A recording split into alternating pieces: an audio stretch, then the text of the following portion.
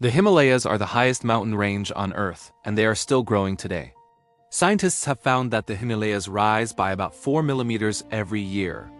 This slow but steady growth happens because of the movement and collision of huge pieces of the Earth's surface called tectonic plates.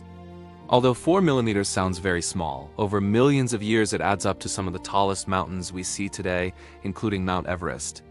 To understand why the Himalayas are rising, we first need to understand what tectonic plates are. The Earth's outer layer, called the crust, is broken into several large and small pieces. These pieces are called tectonic plates. They float on a softer, hotter layer beneath them called the mantle. The plates move very slowly, usually only a few centimeters per year, which is about the speed at which fingernails grow. Even though this movement is slow, it has powerful effects on the Earth's surface. The Himalayas were formed by the collision of two major tectonic plates, the Indian Plate and the Eurasian Plate.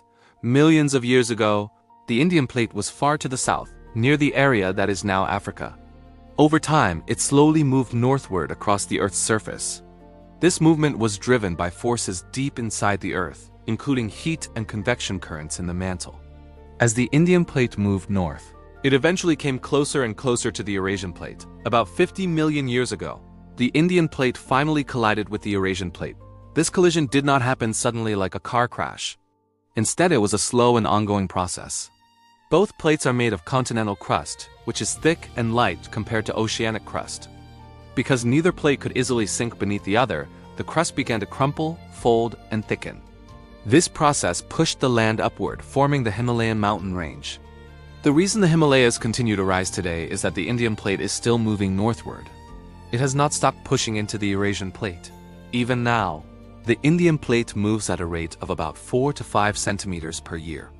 As it pushes forward, it continues to compress the Earth's crust in this region. This compression causes the rocks to fold and stack on top of each other, which slowly lifts the mountains higher. The rise of about 4 millimeters per year is measured using modern scientific tools. Scientists use GPS instruments, satellites, and precise land measurements to track changes in the Earth's surface. These tools are accurate enough to detect very small movements over time. By comparing measurements taken over many years, scientists can see that the Himalayas are indeed rising at an average rate of a few millimeters each year. However, the Himalayas do not rise smoothly and evenly everywhere. In some places, the land may rise faster, while in other places it may rise more slowly or even sink slightly. This is because the forces underground are complex. The Earth's crust can bend, crack, and shift in different ways depending on the type of rock, the angle of collision, and the pressure involved. Earthquakes are one result of this ongoing movement and stress. Earthquakes are common in the Himalayan region because of the constant collision between the plates. When stress builds up along faults in the Earth's crust, it can suddenly be released as an earthquake. During large earthquakes, parts of the land can rise or drop by several centimeters or even meters in just a few seconds.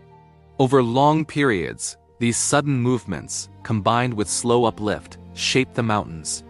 While the Himalayas are rising, they are also being worn down by erosion. Erosion is the process by which wind, water, ice, and gravity break down rocks and carry them away. Rain, rivers, glaciers, and landslides constantly wear down the mountains.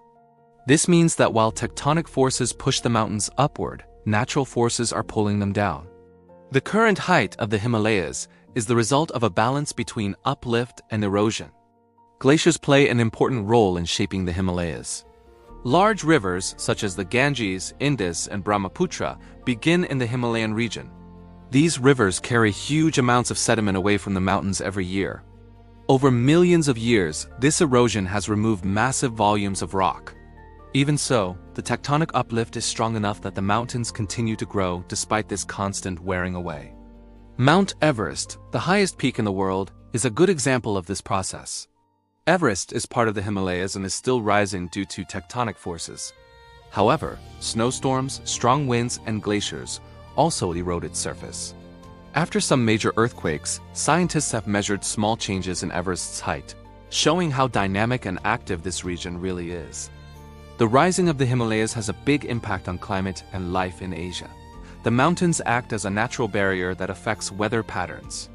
They block cold winds from Central Asia and help trap warm, moist air from the Indian Ocean. This plays a major role in the Asian monsoon system, which brings seasonal rains to millions of people. Without the Himalayas, the climate of South Asia would be very different. The Himalayas also influence rivers, ecosystems, and human life. Many people live near or depend on rivers that start in these mountains. The slow rise of the mountains can change river paths over long periods of time.